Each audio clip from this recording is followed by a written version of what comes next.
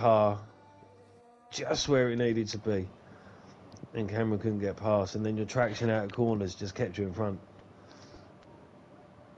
Yeah, I mean, it is Australia. Australia helped me as a circuit, like, and he went for it a couple times, and I knew, well, one time he messed it up at turn 3 and went straight on, and I switched back to him again.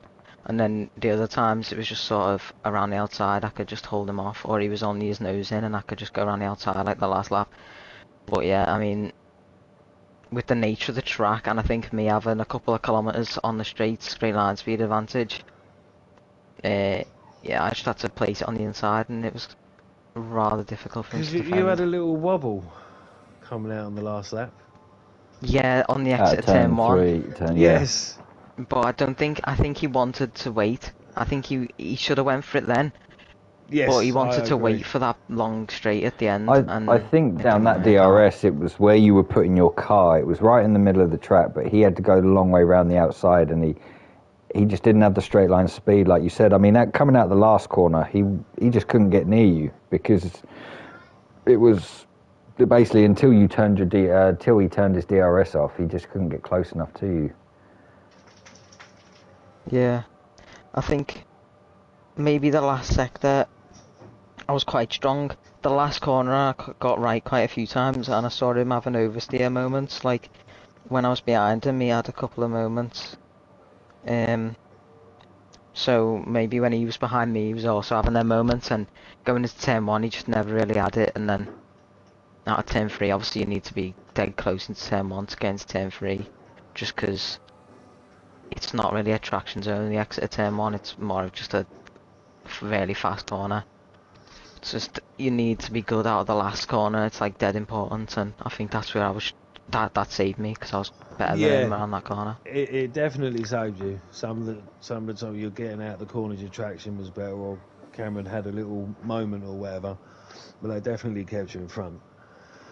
Yeah, and I just used my barrier at the right times and managed to keep him behind.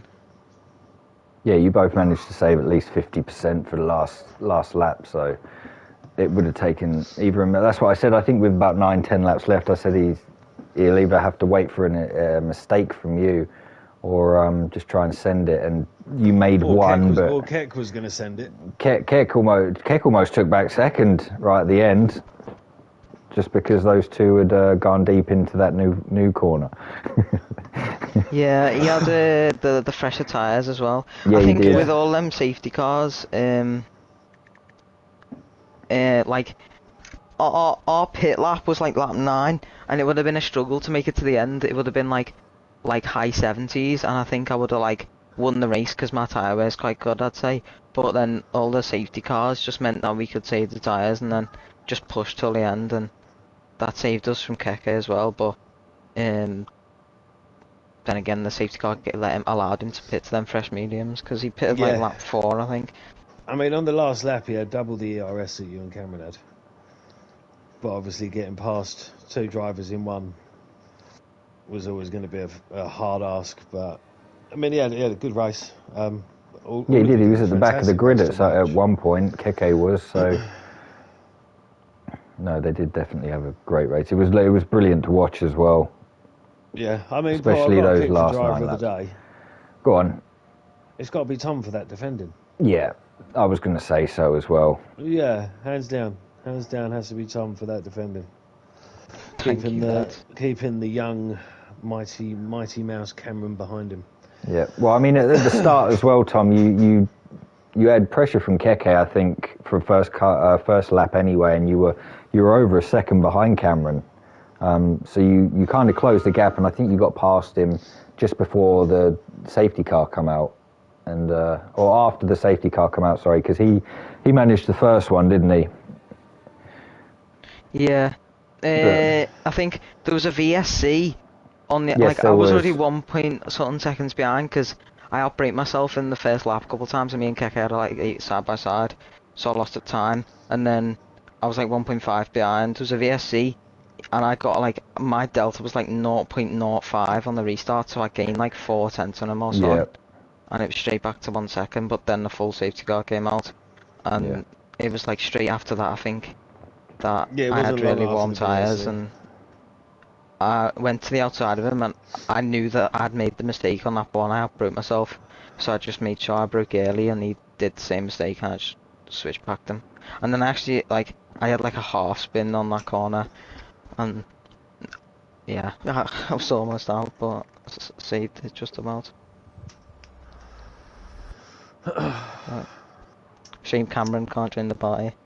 I know. I messaged him on Discord, so I mean, it's going to be a cracking season. That's a good point from Cameron's dad. With the grid that we've got, with the grid that's here this season, Tom, with you coming back, with Dara joining, not his best performance today, but I'm going by his Brazil performance.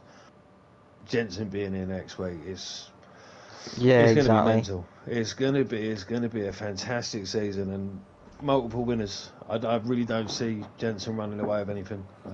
Obviously, you've won the first race. Cameron's going to come back stronger. Jensen's going to come back. Dara's going to be here. Smalley's going to finish, so's Chris and Yeah. Keke, so there could be a front. I mean, there was a front 4 or 5 last season that were within a good time. I think there's a good 7 or 8 that could sit all in a line. I mean, I think the season. pressure's more on Tom, Cameron and Jensen because a lot of people have picked these for the Twitter competition. Yeah, that was in the back of my mind. Yeah, see, because I've already messaged Cameron about it. He's let me down because he's been picked. So well, Tom helped me, he's not getting Harry right this week. Not Harry. Brilliant. I mean, you've got Rue Gillett to come back as well, haven't you? And he is. Oh yeah, Rue. He is fast. He wasn't here today, which was a shame. But it was either between Tom or him for my driver of the season. So he's coming back. There's going to be a lot of competition, I think, in this league this season. Yeah, I think Dara crashed in quali, so and so Oh, he is that started what like happened in his quali? He was and then he fifth. got rear-ended in the first lap, so he was like down to last and spun And then around. he got and caught then, up with Clarkey.